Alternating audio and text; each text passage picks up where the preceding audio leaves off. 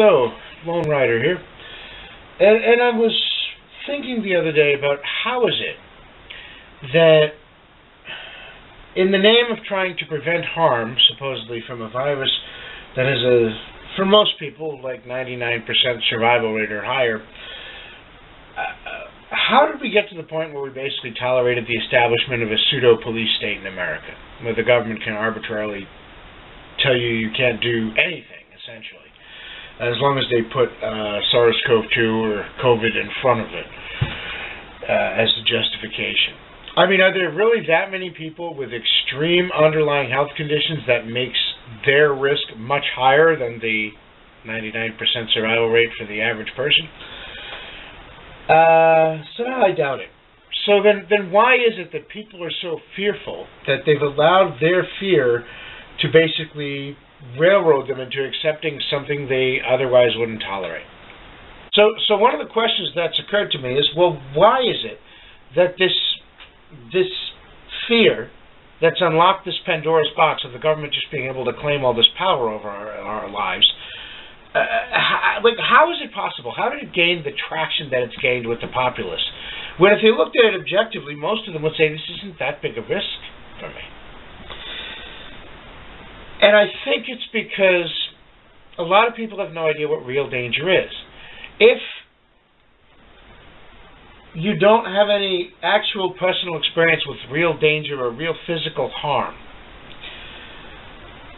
threat of violent death or injury, let's say, sudden violent death or injury, then essentially, if you don't have any personal experience with that, all danger, and therefore all fear of danger, is theoretical. And one thing is just as real to you as another, even if one is much less likely. Now, I put this down to the fact that I'm a cyclist, but I guess it has to do more with the opposite. If you're not an active person, if you lead a sedentary life, if you just kind of, you drive everywhere in your car and then you sit in your office all day and you never do anything where there's a risk of physical harm or injury on a regular basis, and you're kind of very safe and sedentary and protected, again, all risk to you is theoretical then, all physical risk. And so, since it's never been real, since it's never been visceral, since it's never been something that you've experienced yourself firsthand, you've never seen your own blood squirting out or you've never felt your own bones break, to you, again, one risk is just as reasonable to be worried about as the next. And so, I first thought of this way before COVID. I remember years ago I was in college and I was working at a place, and back then I was riding even a lot more than I am now. And this young man who was working there, one of my colleagues, he was talking about his new cell phone, and he was griping about how it was dropping his calls. Now I'm looking at this and I'm laughing at myself. I didn't laugh out loud because I didn't want to be rude to him, but I'm thinking to myself, he's worried about a dropped call. I'm worried about my body dropping in the street at 25 miles an hour minimum, right? After getting clocked by a car, right? Because at the time I was riding to work every day on my, usually on my fixed gear actually, and it was coming back from that work that I was actually hit by a car. It was, in that case, I think it was a Hungarian woman with no American license who gave the police bogus info.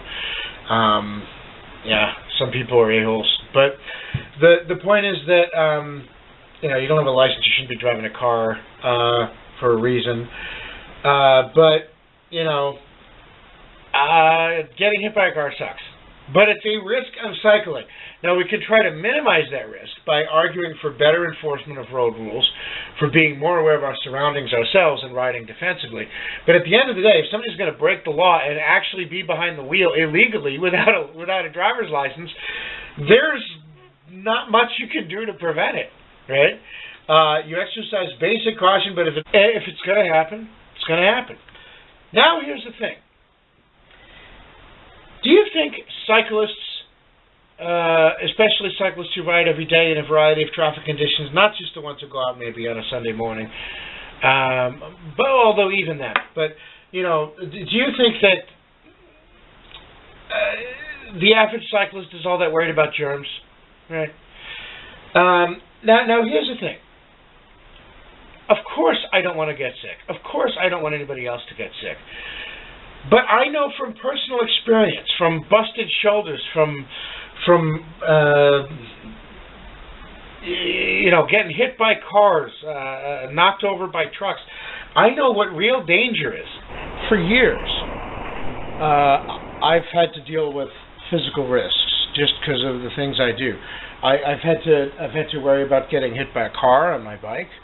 I've had to worry about if I'm shooting a bow, the bow or the arrow snapping, and the danger from that.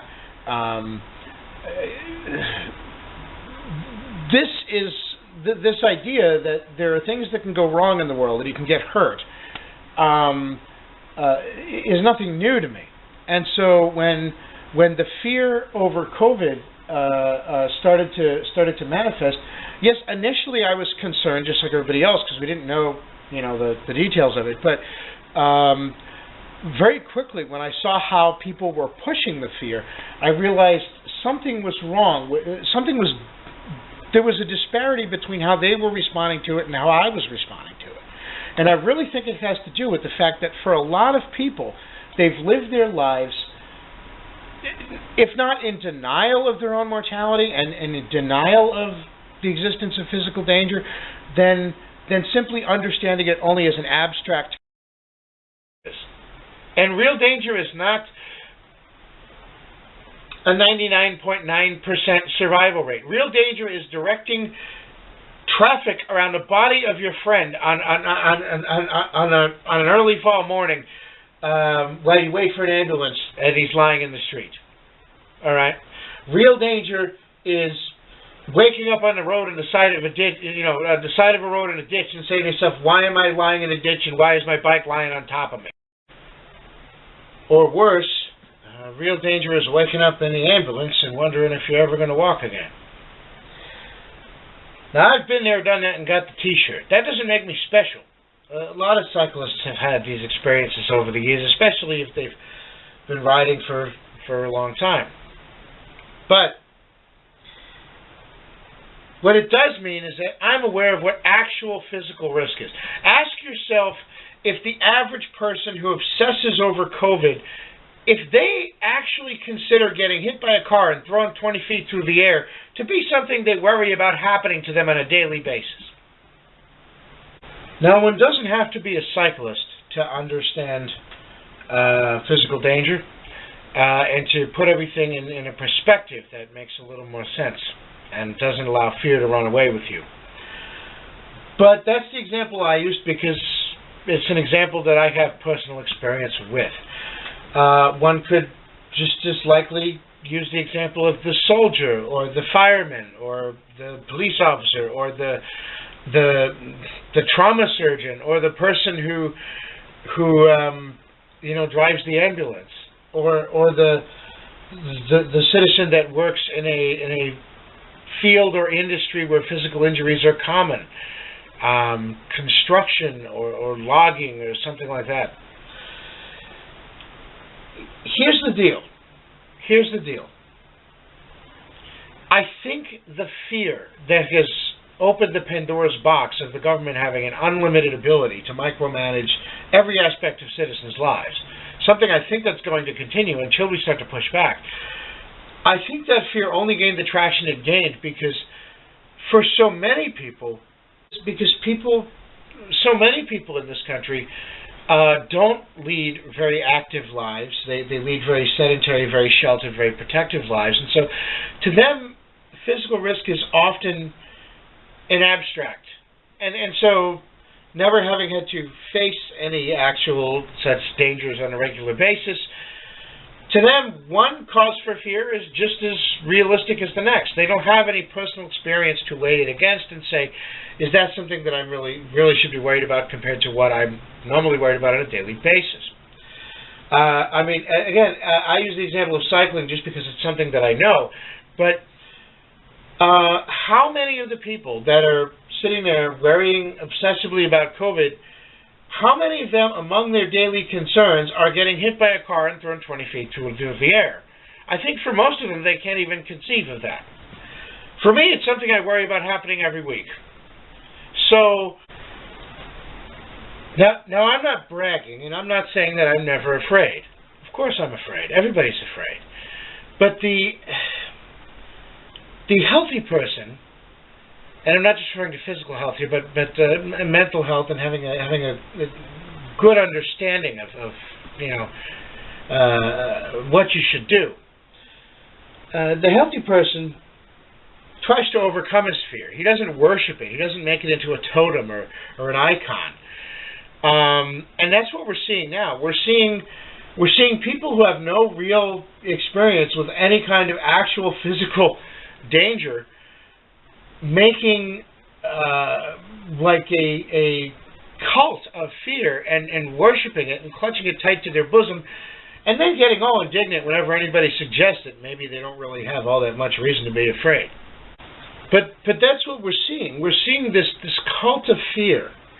And part of me wonders if the reason so many people are so eager to embrace fear and to worship it and to value it and to hold it above all things, including their own freedom and liberty, is that they've really never felt real fear before in the first place. So they can't tell the difference between real cause for concern about their physical safety, their immediate physical safety, and government and corporate manufactured panic. Right? And someone might say, what difference does it matter? The point is that people are giving the government permission to interfere with their lives in a tremendous way. I think it matters in terms of, if we ever are faced with this situation in the future, we need to know how to prevent it. We need to know how to circumvent it, how to be like, how do we keep this from happening again, right? And to do that, we need to know why it happened. And I think a lot of it has to do with people not being able to understand the difference when it comes to fear between the real thing and something that's maybe not so relevant to them. Now, I'm not saying there's no reason to be worried about SARS-CoV-2, but what I am saying is that there's always been danger out there. I think for a lot of people, they're, like I said, they live their lives blissfully unaware of physical danger. To them, it's all theoretical. And, it's kind of like, welcome to our world. Those of us who live, maybe more active lives, who actually have to worry about physical danger on a daily basis. What you're feeling now is what we feel all the time. The difference is we're used to it. We can control it. We don't let it control us.